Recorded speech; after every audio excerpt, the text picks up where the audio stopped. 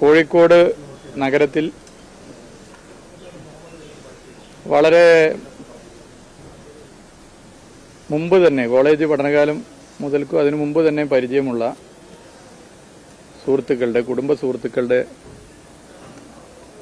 വീടുകളിലും ഓഫീസിലുമൊക്കെ ED രാവിലെ മുതൽ രാത്രി വരെ റെയ്ഡ് ചെയ്ത് അവരെയൊക്കെ ചോദ്യം ചെയ്ത വിവരം നിങ്ങൾക്ക് അറിയാം എന്നുള്ളതുകൊണ്ട് ഞാൻ ആവർത്തിക്കുന്നില്ല. ഇതിനു മുമ്പ് നിയമാനുസൃതമായി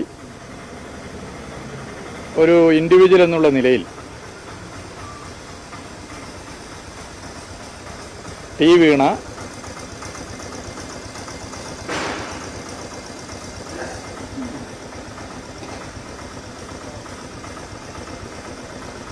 കരാർ പ്രകാരം സേവനം നൽകി അക്കൗണ്ടിലൂടെ പണം വാങ്ങിയ വിഷയം നമ്മൾ ചർച്ച ചെയ്തതാണ്.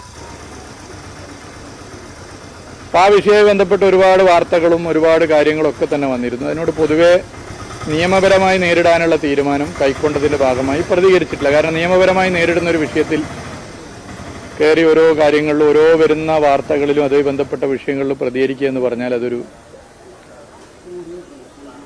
നല്ല കാര്യമല്ല നമുക്കറിയാം. അതുകൊണ്ട് പ്രതികരിച്ചിരുന്നില്ല. അക്കൗണ്ടിലൂടെ കൈപ്പറ്റിയ പണം സേവനം നൽകിയെന്ന് നൽകിയവരും പറഞ്ഞു, സേവനം കൊടുത്തവരും പറഞ്ഞൊരു വിഷയത്തിൽ ഒരുപാട് വിഷയങ്ങൾ മുന്നോട്ട് പോയി. അതിനുശേഷം റെയ്ഡുകൾ നടന്നു. ഗവൺമെന്റ് മാറി പുതിയ ഗവൺമെന്റ് വന്ന ഉടനെ തന്നെ റെയ്ഡുകൾ നടന്നു. കോഴിക്കോട് റെയ്ഡ് നടന്നു. റെയ്ഡിൽ ഒന്നും തന്നെ നിയമവിരുദ്ധമായ ഒരു കാര്യം തന്നെ കിട്ടിയില്ല. തിരുവനന്തപുരത്തും കിട്ടിയില്ല, കോഴിക്കോടും കിട്ടിയില്ല. ആ റെയ്ഡിന്റെ സമയം നിങ്ങൾ ഓർക്കുന്നുണ്ടാവും. ആ റെയ്ഡിന്റെ സമയത്ത് ടൈപ്പ് ചെയ്യാൻ വേണ്ടിയിട്ടുള്ളൊരു മെഷീൻ ഉള്ളോട്ട് കൊണ്ടുപോയപ്പോൾ അതാ നോട്ടുകൾ പിടിച്ചു കിട്ടി, നോട്ടെണ്ണുന്ന മെഷീനാണത് എന്ന വാർത്തകൾ ഉൾപ്പെടെ വന്നിരുന്നു. അപ്പോൾ ഒരു നിയമവിരുദ്ധമായ ഒരു സംഗതി ഒന്നും കിട്ടിയിട്ടില്ല. അതെന്തെങ്കിലും കിട്ടിയിരുന്നെങ്കിലുള്ളൊരു സ്ഥിതി നിങ്ങളൊന്ന് ആലോചിച്ചു. അത് കഴിഞ്ഞ് ഇപ്പോൾ വീണ ഇതാ ഒരു പുതിയ സ്ഥാപനം ലൈക്കർ എന്ന സ്ഥാപനം തുടങ്ങി എന്ന് പറഞ്ഞ് അതുമായി ബന്ധപ്പെട്ട് വാർത്തകൾ വരുന്നു.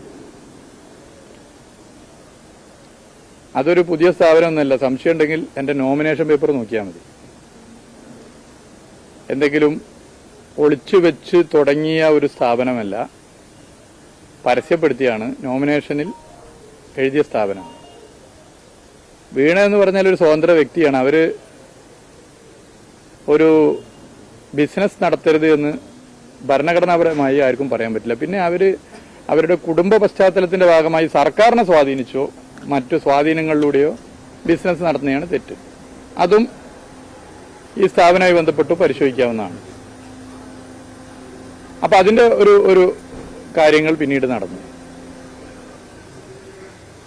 ഒരുപാട് അസംബന്ധങ്ങളും അടിസ്ഥാനരഹിതമായ കാര്യങ്ങൾ ഇതുമായി ബന്ധപ്പെട്ട് പ്രചരിപ്പിച്ചു. ഞാൻ അതിന് ഓരോന്നിനും മറുപടി പറയാൻ ആഗ്രഹിക്കുന്നില്ല. രാഷ്ട്രീയമായും നിയമപരമായും ഇത്തരം കാര്യങ്ങളെ നേരിടാൻ തീരുമാനിച്ചിരിക്കുക. നിയമപരമായി നേരിടാൻ തീരുമാനിച്ചുകൊണ്ട് തന്നെ ഓരോ ഇപ്പോൾ വന്നിട്ടുള്ള കാര്യങ്ങൾക്കും ഞാനിപ്പോൾ ഇവിടെ മറുപടി പറയില്ല, നിയമപരമായി തന്നെ മറുപടി പറയും. ഇതിൽ വളരെ മാന്യമായും നിയമപരമായും ദീർഘകാലമായി ബിസിനസ് ചെയ്യുന്ന എൻ്റെ സുഹൃത്തുക്കൾ, കോളേജ് കാലം മുതലുള്ള എൻ്റെ സുഹൃത്തുക്കളെ ഇവിടെ രാവിലെ മുതൽ രാത്രി വരെ ഈ റെയ്ഡിന്റെ ഭാഗമായി ചോദ്യം ചെയ്തിരിക്കുക.